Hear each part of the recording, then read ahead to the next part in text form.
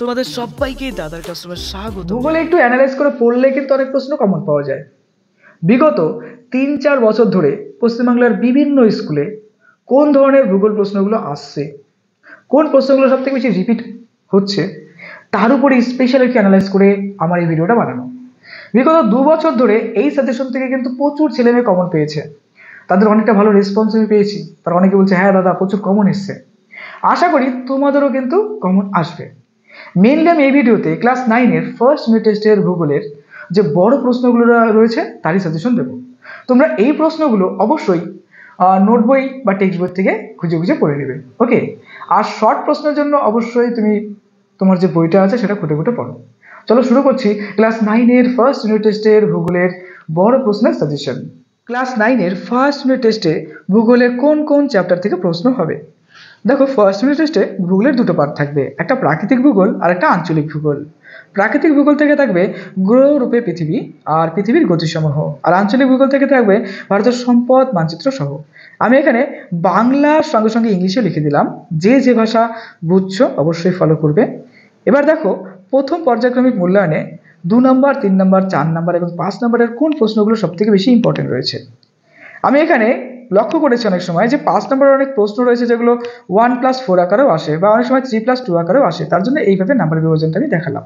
তো দেখো, টিকা আকারে কোন প্রশ্নগুলো ইম্পর্টেন্ট।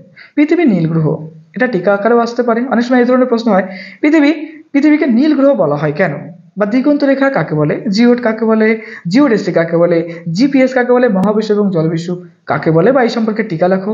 অধিবাস্য, উষা গধূলি, অপসুর অবস্থান, অনুসুর অবস্থান, মেরুজ্যোতি, দক্ষিণ আয়নান্ত দিবস, সময় অঞ্চল, কোরিওলিস বল। কোরিওলিস বলটা কিন্তু খুব ইম্পর্টেন্ট, যেগুলো লাল কালারে সেগুলো মোস্ট ইম্পর্টেন্ট।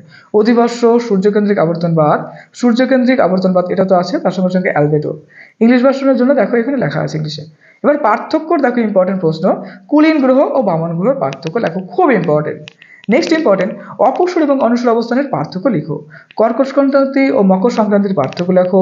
পৃথিবীর আবর্তন গতি ও পরিক্রমণ গতি পার্থক্য লেখো। অক্ষরেখা দ্রাঘিমা রেখার পার্থক্য, এলিভিয়েশন এবং ইলুভিয়েশনের পার্থক্য, গ্রীষ্মকালীন সৌরস্থিতি ও শীতকালীন সৌরস্থিতি, নিরক্ষীয় তল ও কক্ষতলের পার্থক্য। তারপরে কিছু ইম্পর্টেন্ট প্রশ্ন রয়েছে দেখো, পূর্ণভব সম্পদ এবং অপূর্ণভব সম্পদ, গচ্ছিত সম্পদ এবং অবাধ সম্পদ, চিরাচরিত শক্তি এবং অচিরাচরিত শক্তি, প্রচলিত অপ্রচলিত শক্তির পার্থক্য। মানে বিষয়টা একই, চিরাচরিত শক্তি এবং অচিরাচরিত শক্তির অপর নাম কি, প্রচলিত এবং অপ্রচলিত শক্তির পার্থক্য, একই ব্যাপার। তাপবিদ্যুৎ এবং জলবিদ্যুৎ শক্তির পার্থক্য। তারপরে দেখো, ইংলিশ ভার্সনের জন্য পাশে ইংলিশে লেখা। এরপর দেখো পরের প্রশ্ন, সৌরজগতের গ্রহগুলির মধ্যে একমাত্র পৃথিবীতে প্রাণের অস্তিত্ব আছে, ব্যাখ্যা করো। পৃথিবীর আকৃতি পৃথিবীর মতো, ব্যাখ্যা করো। জিপিএস এর ব্যবহারগুলি লেখো। বিজ্ঞানীরা জানুয়ারি এবং ডিসেম্বর মাসে কেন আন্টার্কটিকা অভিযানে যান? দিনে 2 বার জোয়ারভাটা হওয়ার কারণ কি? চিত্রসহ উভয় গোলার্ধের ঋতু পরিবর্তন সম্পর্কে যা জানো লিখো। তারপর দেখো, রাজস্থানে অপেক্ষা মেঘালয়ে আগে সূর্যোদয় ও সূর্যাস্ত হয় কেন? পৃথিবীতে ঋতু পরিবর্তনের কারণগুলি কি কি? সৌরজগতের গ্রহগুলির মধ্যে একমাত্র পৃথিবীতে প্রাণের অস্তিত্ব আছে, ব্যাখ্যা করো। নেক্সট ইম্পর্টেন্ট, মেরু অঞ্চলে কেন মেরু প্রভাব দেখা যায়? বার্ষিক গতির ফলাফলগুলি লেখো। এই প্রশ্নগুলি কিন্তু বড় প্রশ্ন, হ্যাঁ, ভালো করে পড়ে রাখবে। সম্পদ সংরক্ষণ বলতে কি বোঝো? উদাহরণসহ সম্পদের শ্রেণী বিভাগ করো। প্রচলিত শক্তির অসুবিধাগুলি লেখো। অপ্রচলিত শক্তির সুবিধাগুলি লেখো। প্রচলিত শক্তি এবং অপ্রচলিত শক্তির মধ্যে কোনটি ব্যবহার করা সব থেকে ভালো এবং কেন? নেক্সট দেখো, পূর্ণভব সম্পদ এবং অপূর্ণভব সম্পদের ব্যবহারের অসুবিধাগুলি লেখো। নেক্সট, খনিজ তেলকে তরল সোনা বলা হয় কেন? খনিজ তেলের শ্রেণীবিভাগগুলি লেখো। নেক্সট ইম্পর্টেন্ট, দক্ষিণ ভারতের জলবিদ্যুৎ শক্তির অধিক প্রসার লাভের কারণগুলি কি কি? নেক্সট দেখো, সম্পদ সংরক্ষণের উপায়গুলি লেখো। জলবিদ্যুৎ উৎপাদনের অনুকূল পরিবেশ কেমন হওয়া উচিত? নেক্সট দেখো, তাপবিদ্যুতের তুলনায় জলবিদ্যুৎ ব্যবহারের সুবিধাগুলি কি কি? এগুলোই কিন্তু মোস্ট ইম্পর্টেন্ট প্রশ্নের মধ্যে পড়ে।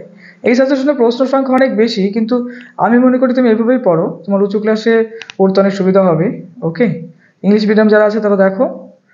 তো এই ছিল তোমাদের ভূগোলের সাজেশন। তো দাদা ক্লাসে নতুন হলে অবশ্যই সাবস্ক্রাইব করো, ভিডিওটা শেয়ার করো, মন দিয়ে পড়াশোনা করো আর খুব ভালো রেজাল্ট করো, হ্যাঁ। চলো, খুব ভালো থেকো।